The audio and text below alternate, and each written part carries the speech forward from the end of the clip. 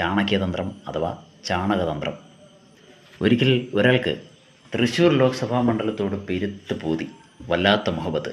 അങ്ങനെ അടക്കാനാവാത്ത മുഹബത്തുമായി അയാൾ 2019 തൃശ്ശൂർ ലോക്സഭാ മണ്ഡലത്തിലെ ഒരു സ്ഥാനാർത്ഥിയായി അവിടെ എത്തി അവിടുത്തെ ജനങ്ങളോട് അദ്ദേഹം പറഞ്ഞു, ഈ തൃശ്ശൂർ എനിക്ക് വേണം, ഈ തൃശ്ശൂർ നിങ്ങളെനിക്ക് തരണം.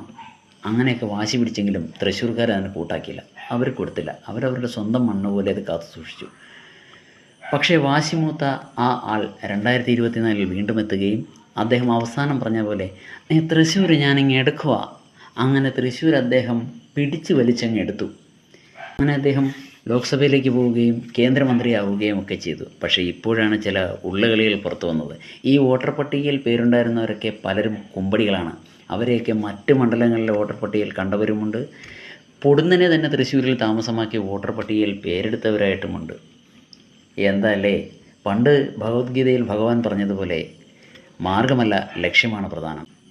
ലക്ഷ്യമതായിപ്പോയില്ലേ, അതിന് ഏത് വഴിയും സ്വീകരിക്കുമെന്നുള്ളതാണ് ഇപ്പോഴത്തെ ചാണക്യതന്ത്രം അഥവാ ചാണകതന്ത്രം.